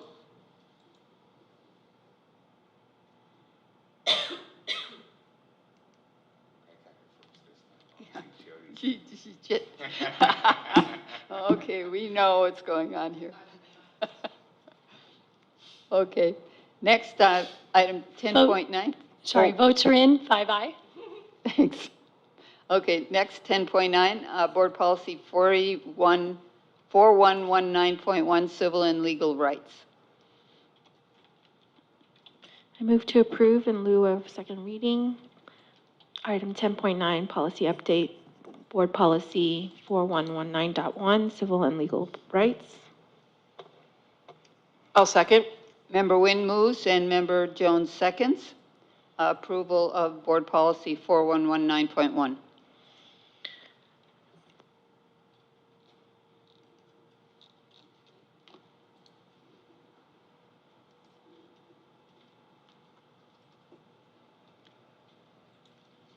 Votes are in, 5-0. 5 ayes, thank you. Next, we have Board Policy 5141.4 and AR 5141.4, Child Abuse Prevention and Reporting.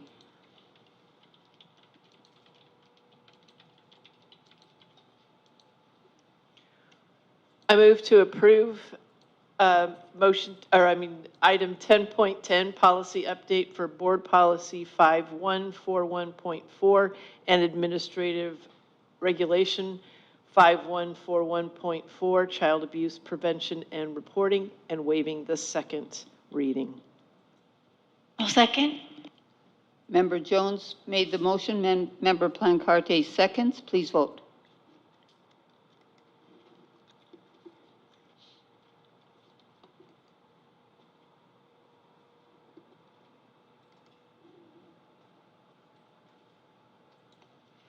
Votes are in, 5-0. Next, we move on to 10.10, right? 10.11. Board Policy 5131.7 and Administrative Regulation 5131.7, Weapons and Dangerous Instruments. Member Hill, would you like to make a motion? These guys are doing such a great job that my efforts would pale in comparison. All right, I move to approve 10.11, policy update, board policy 5131.7, and administrative regulation 5131.7, weapons and dangerous instruments, waiving the second read. Woohoo! It is a I will mouthful. second. Okay, Member Jones makes the motion and Member Nguyen seconds. Please vote.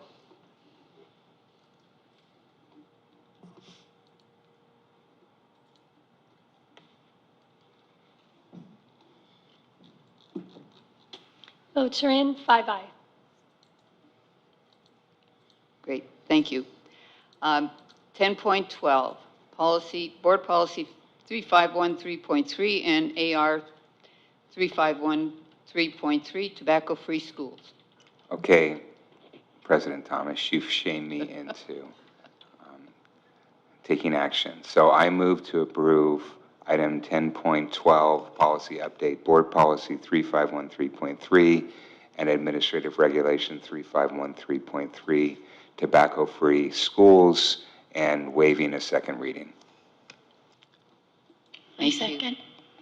Member Hill makes the motion. Member Plancarte seconds. Please vote.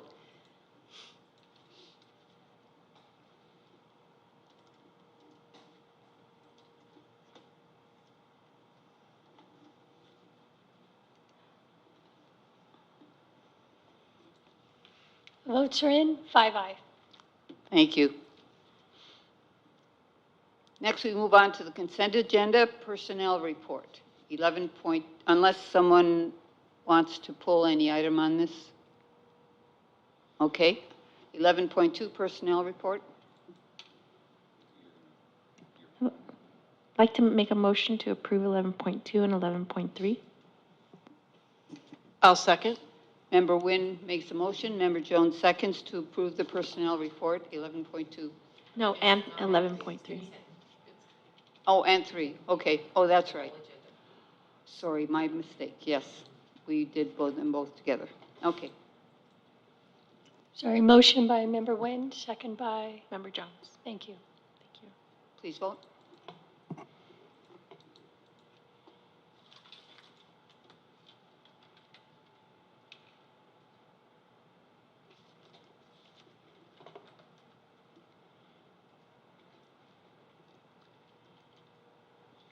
Next, we move on. Oh, did you want?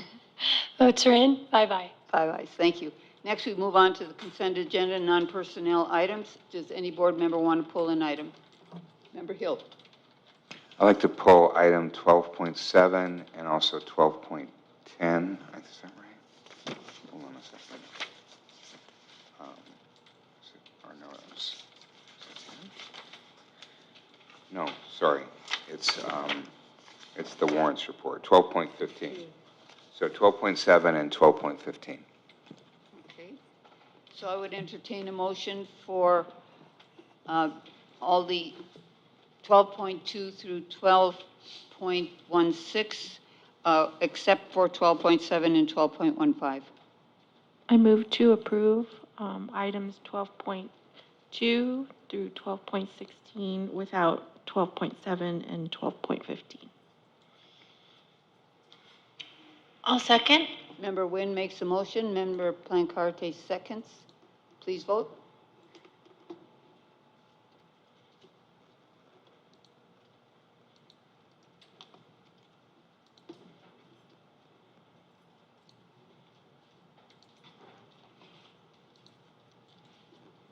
Votes are in, 5-0. Member Hill. Great, thank you, President Thomas. So on 12.7, so that's the contract for Edgenuity.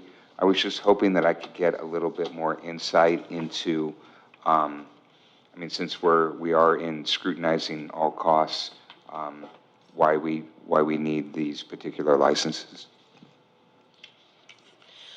So part of our Independence Day program does, at the secondary level, as we expanded, we brought on Edgenuity to take care of that need, right? Because we went from a handful of students to over 200 students and then brought back down. So in conjunction, when AB 130 was passed with NTA, we chose Edgenuity over other platforms. We've continued to use that for this year. And now we are starting to experience some, exactly right, do we still need this? If so, what would it look like to change it, or do we need it at all? Right now, we anticipate around 20 students in our secondary program. So it is shifting dramatically, right? Because this year we held about 40 to 50 students throughout the year. At some point, I think we went up to 60, but we hovered around 45, 50 students all year. So to drop down to 20 is significant. That being said, it is really hard for a secondary teacher to teach all subjects to a large group of students and do it with rigor. And part of what AB 181 says is that we need to produce an Independence Day program at the same level of rigor as in-person instruction. So this is we're at like a what's the right word I'm looking for? We are at a crossroads. We're at a decision point. Do we think about switching platforms? Do we remove platforms altogether? Because once you get to less than 10 students, you can have a teacher in an independent study program teach all of those subjects, pulling from our in-person curriculum, and we can change the model slightly to make that easier for teachers to do. They've done it in the past. But if we creep up to 30 students, I can tell you right now, our labor partners would be quite upset, and they would find it almost impossible to manage that many students. So that being said, right before this meeting, I met with Ms. Villa. We are going to set some time next week just to kind of talk through. So if you approve this tonight, that's not going to stop our conversations with NTA around other possible platforms or other possible options. I will say, I think that, 20 and above, we do need some support for that teacher, what that looks like. But choices of platforms and all of that, Ed Services is not taking a strong stance. It's whatever the site and the teacher feels like is going to best support their program. So we're going to continue to meet over the summer around what that looks like, and we may even bring a different platform to you in August if that's what's chosen. We just don't want to be in a space at the beginning of the year when we're not ready to accept kids on day one and start instruction right away. So I don't think that answered your question. No, it did. So just to make sure I understand, so 72,000 buys us 20 licenses? 20 licenses. They are expensive because it's basically teaching all 6 periods. And at our height, how many licenses did we have? No, well, we had over 200 students, but some of those students were in elementary. I want to say at some point we had about 100 licenses, but I'm not sure if we used all of those. I'm sorry, I don't know that number off the top of my head, but I know we were over 75. So we've ramped down significantly. Significantly. Okay, all right, thank you. That's good news. Okay. So I move to approve item 12.7. I'll second. Member Hill moves to approve 12.7, Edgenuity Independent Study Software, and Member Jones seconds. Please vote.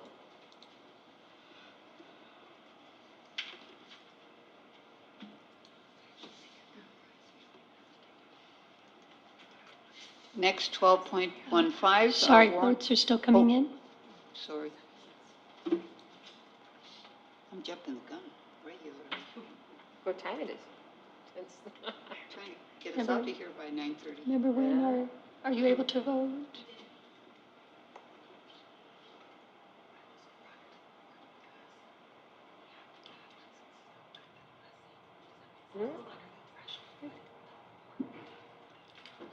Yeah, they're fine. I can do the vote for you. Member Wynn, how do you vote? Yes, please. Thank you. Votes are in. Bye-bye. Thank you. Next, Member Hill, 12.15. Great, thank you. So I just want to make a brief statement. So Board, I'm requesting that we pull the current warrants report because I noticed another $4,000 payment being made to Jeffrey Vu. And as I've discussed in prior board meetings, Mr. Vu is the person former Superintendent Triplett awarded numerous no-bid contracts for video production, marketing, and website services.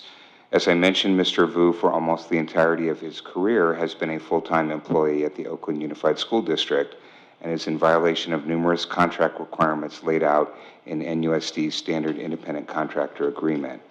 First, the preamble to our contract references Government Code 53060, which states that the district is authorized to, quote, contract for the furnishing of special services and advice in financial, economic, accounting, engineering, legal, and administrative matters with persons specially trained, experienced, and competent to perform such services, end quote. Mr. Vu has provided no such documentation that he is specially trained, experienced, and competent to be performing the services he has been contracted for. Secondly, under Section 9 of our contract, contractors are required to obtain and keep in force all licenses and permits necessary for the performance of the agreement. For the past 2 years that we have been contracting with Mr. Vu, he has never had the required business licenses, neither in his tax domicile of Oakland nor here in Newark, in violation of every agreement that we've entered into with him. Indeed, it seems that the only qualification Mr. Vu has had for this work is the fact that he is personal friends with Superintendent Triplett. This is not only unethical, but it is illegal, and I'm disappointed that a year after I first reported these issues, they're still going on. As I stated in prior meetings, California's Public Contracting Code, Section 100, requires the board to implement procurement processes which, quote, eliminate favoritism, fraud, and corruption in the awarding of public contracts, end quote. The funds we oversee are public funds, and we have a duty to ensure that no conflicts of interest interfere with or undermine their proper disbursement. More importantly, however, establishing competitive bidding procedures with qualified vendors ensures that the public gets quality services at the best prices. We need to stop this practice of hiring and paying unqualified vendors based on favoritism. In the end, the only people who are enriched are possible cronies with inside connections versus kids, parents, and community who are paying for and receiving these substandard services. For this reason, during the board request section of our agenda coming shortly, I will be introducing a proposed change to our procurement policy. It will mandate that anyone involved in a specific procurement transaction for our district sign an individual conflict of interest certification, verifying that they are free of real or perceived conflicts of interest as it relates to that particular transaction. If a person does have a real or perceived conflict of interest, they will be required to recuse themselves from that purchase. This process is a best practice in procurement and will go a long way towards ensuring that NUSD gets maximum bang for the buck in the money it spends. In the interim, however, given the current circumstances associated with Mr. Vu, I'm requesting that we do not award the $4,000 warrant payment to Mr. Vu, but approve the other warrants in this warrant report. Thank you. Unless another board member wants to speak, I would like to see if the superintendent will speak to this. Ms. De La Cruz, can you tell us why we're still paying Mr. Vu? So this looks like a payment for March services, and we ended his contract, I believe, was it around before spring break? Yeah, so this was after, this payment is before his contract was canceled. Okay, so there's no more work that we're doing with him. No, we canceled the contract around April. Okay, so if that's the case, then I'm fine with just paying it off and being done with it then. Okay. Member Hill, would you put that in the form of a motion? Okay, I move to approve item 12.15, the warrant report for May of 2023. A second? Member Hill makes the motion. Member Nguyen seconds approving the warrant report. Please vote.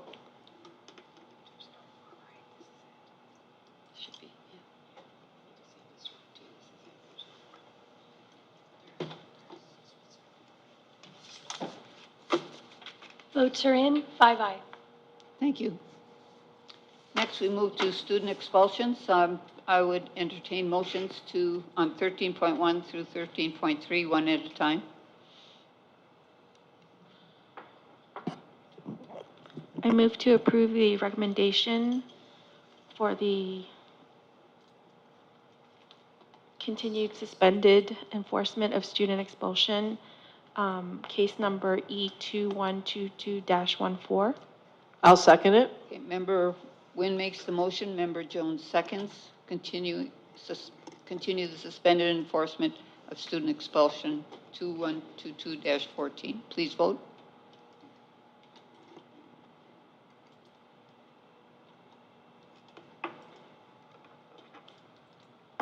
Votes are in, 5 ayes. Thank you. Item 13.2, termination of student expulsion, case number E2122-18. I move to approve item 13.2, termination student expulsion, case number E2122-18. I'll second. Member Nguyen moves and Member Jones seconds. Please vote.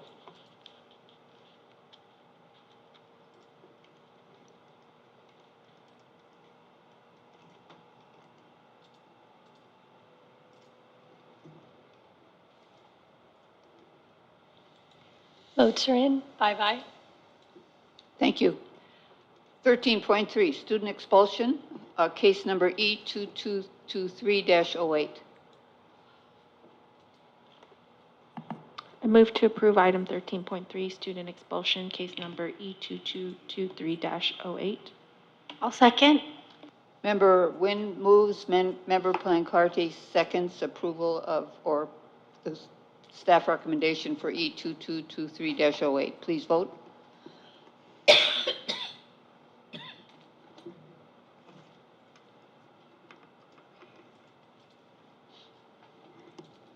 Votes are in, 5 aye.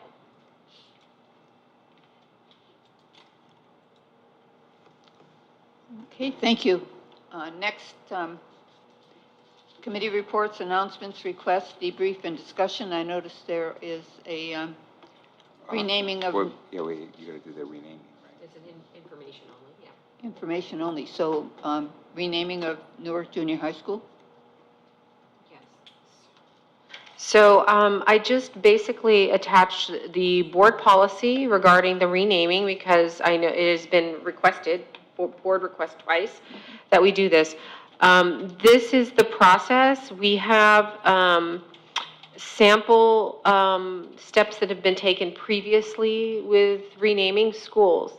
Now, if it is something as simple as changing junior high to middle, in the middle of a name, I don't think we need a 12-step process because usually you convene a committee, there's a board member on the committee, and you have multiple meetings, and you bring suggested names, and you vote, and there's a survey that goes out. I don't know if that is the will of the board. If it is, I will be happy to bring back a presentation with the recommendation for the steps of the process and a timeline. If not, I will bring back a board action item for the renaming with the switch to junior high to middle. So it's the will of the board. My recommendation is that we go through the process because I think we have some very worthy individuals, living or deceased, that, and following the past practice in this district of naming our schools after individuals or places. I like that process. I think the issues that I've had in the past is that the makeup of the committee has been pretty insular to the particular school. But I think if we had a broad committee and were able to get input, renaming it to Newark Junior High School might be one of the recommendations. Newark Middle. I mean, Newark Middle High School might be. So that's my input. Yes, Member Jones. I actually feel that just renaming it middle school instead of junior high goes kind of with the high school. It's the elementary schools, I believe, that pretty much follow on a person or a place. But the Newark Memorial and the junior high have been more city-related because all the students come from all over. I'm also in agreement with Member Jones. I think that, while it's great to have community input, I think that Newark Memorial represents the unified part of our school, since we only have one high school and one middle school. I think that it just makes sense that we do it, simplify it that way. I individually feel that foregoing a 12-step process would not be conducive to our time, and I'm not sure exactly how much money this will require as well for us to spend. I support renaming it Newark Middle School because we just have the one. We don't have multiple middle schools. It just makes it easier in my opinion. So that's how I feel about it. My feeling is, I'm sorry. No, go ahead. My feeling is also based on the fact that the school has been a middle school for a year, and I would really like to be able to start next year with the name of middle school, Newark Middle School. And Member Hill, how do you feel? I don't feel really strongly on this topic, but I think it might be good to just, since we have so many issues, to just take the expedient path and maybe just call it Newark Middle School. Okay, then I think you've got your marching orders. All right, thank you. I will bring an item in August. Thank you. Oh, I might want to bring that next week because we need to know for all of their publications that are going out for the Yeah, summer. that's going to be important. I'll bring it next week. Thank you. That was an easy naming decision, wasn't it? Yes. Okay, next we move to Board of Education Committee reports, announcements, requests, debrief, and discussion. Member Nguyen. Thank you. I do have one update for SELPA. I just wanted to thank Member Jones for, well, actually not being there, but thank you, Member Jones, for letting me know that you were going to be out of town and that I was able to fill, and I'm glad that I was able to do that. It gave me an opportunity to really learn about the process and what was going on there. And during the meeting, there was an approval for the projected, the fiscal year 23-24 projected SELPA Administrative Unit operating budget that got passed, and also the approval of the fiscal year 23-24 projected Mission Valley SELPA allocation. And there was also approval for the local plan, plan services, and budgeted plan.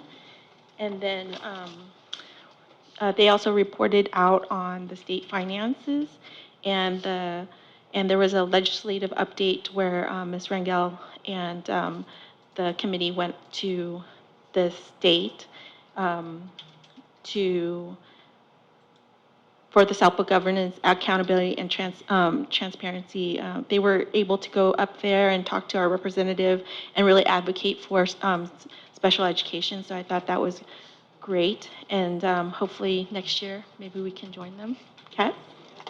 And there's going to be a draft proposed date of all of the SELPA events, in particular, all of the Special Olympics events and additional other events and like movie nights and stuff. So that was wonderful. And they reported out on the Mission Valley SELPA priorities, which was compliance, monitoring activities, shared programs, which were Special Olympics, transition partnership programs, and infant services, and then went over the MOUs for Regional Center, East Bay, California Children's Services, Alameda County Office of Education, Alameda County Behavioral Health Services, and then there was a community advisory update for the Community Advisory Committee, the Bay Area Collective, Collaborative, and the Alameda County SELPA directors, and then the other focus that they wanted to maintain was staff training and support for ADR. And then the next scheduled meeting is September 19th. And then I have one last thing, and then I will be done. So in terms of NUSD for the extended year, there was 116 served by 12 NUSD teachers, our guest teachers, and 17 NUSD paraprofessionals. In regards to graduations and promotions for this year, 3 graduates from Newark Memorial moving to transition to adult living and learning program at Bridgepoint. We have 7 graduates from the transition to adult living and learning program at Bridgepoint with a certificate of completion. There's 22 graduates with special services from Newark Memorial and 23 graduates from the Schilling preschool program. So that's it. That concludes my report. Thank you. Thank you, Ms. Olivia Rangel and Superintendent De Leon for also attending, being in attendance. Thank you. It was great. I enjoyed myself on that one. I don't have any committee items to report, but I did want to go ahead and bring something up. It's in regards to the back-to-school planning. And I just simply wanted to touch on, the last couple of years that there have been numerous issues at back-to-school time with some sites not receiving their materials, such as their textbooks, and some students not having their classroom or teacher assignments. In addition, not providing at some sites, not providing enough communication in advance for school campus tours prior to the first day of school. And, I think it's my individual belief that the start of the school year is really a chance for us to make a memorable and good first impression to our community. And I simply just want to emphasize that I hope that there is a plan in place to address these matters in advance of school starting on August 9th. And I also do want to state that I understand very much that the last couple of years we have been very stretched thin. And I do sincerely appreciate all the effort that has been placed on everything that we've gotten through and, gotten ahead on. But I think it's best if we do have something in place, a plan in place ahead of this back to school and addressing these matters. And I just want to thank, and then just on another note, I just want to thank everyone for, a great year. And I hope that everyone's enjoying their summer break. And I'm excited to see everyone back, in August. So, thank you. I have one request, and that is that having to do with going back to school nights at the schools. It would be absolutely wonderful if we can make sure that when we're calendaring those, that there aren't duplicate schools on the same nights, so that either board members, which I would like to be able to attend some of those, but also parents who have kids in two schools. It's important that they don't have to choose as to, or divide up as a family between schools. So I think it would be really great if we can, moving forward, really make sure that we're not double booking schools for things like back to school night, open house, from that standpoint. And also to thank Member Nguyen for going yesterday or the day before, actually, to the SELPA meeting for me. So thank you. Oh, yeah, I got that, yeah. And then can I add in also to that, echoing what Member Jones said as well, to kind of really, I'm not trying to add more workload, but just really if it's not, just providing possibly, maybe I guess it's probably going to be tight to schedule in multiple, back to school site visits on campus, but just really thinking about the parents and the families who are just so tight with their schedules and possibly thinking about offering maybe multiple, nights where maybe they can just tour the campus. I understand that the staff aren't there really to show, the families around, but just to really think about how are we helping the parents or the families who just are really very stretched thin, and maybe just having that be a discussion.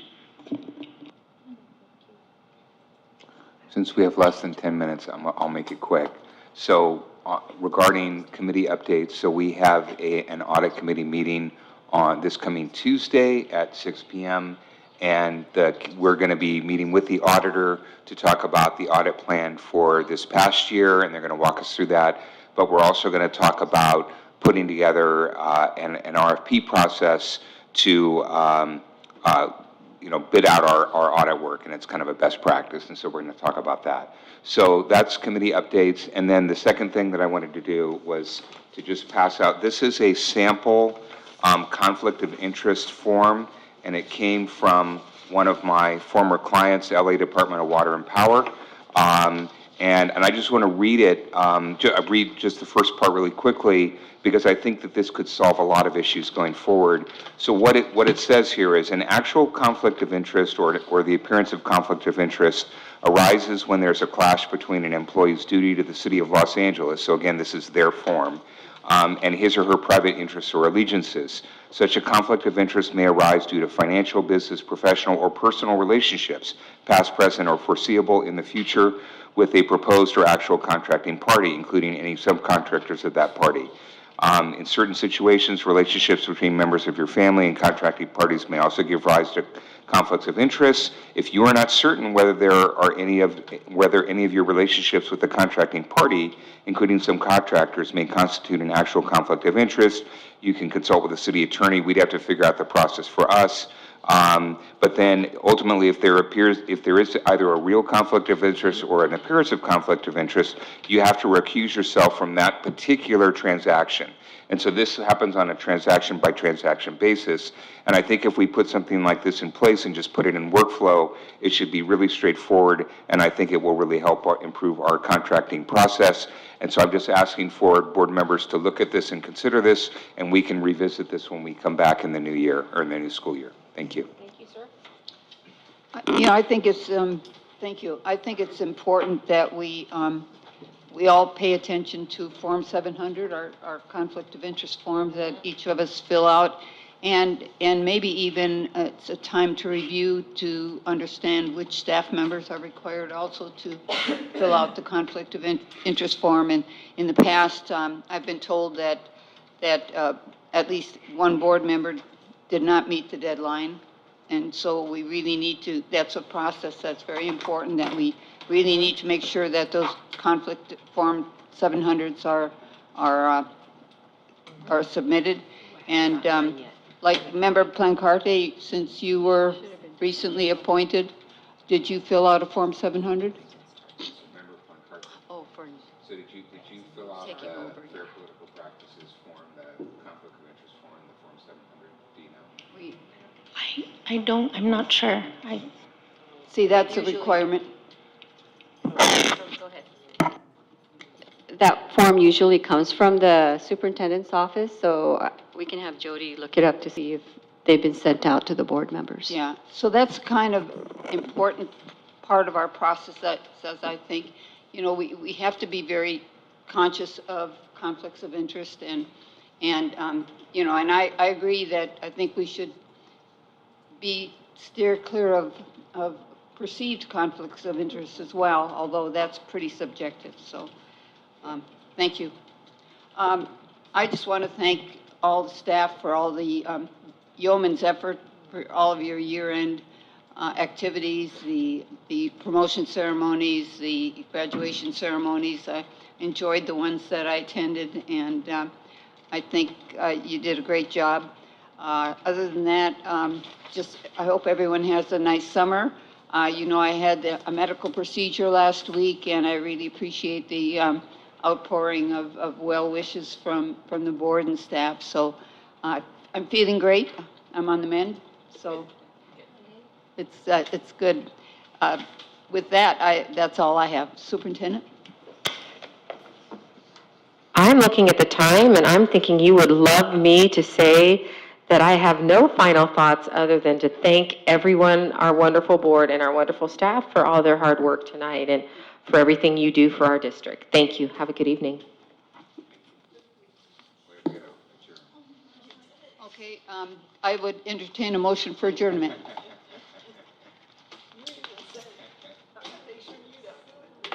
I move to adjourn. Member Hill moves to adjourn. I'll second. Member Jones seconds. Please vote.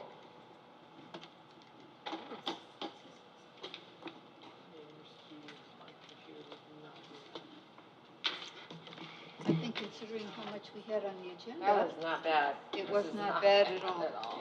For a year-end Well, you skipped a couple.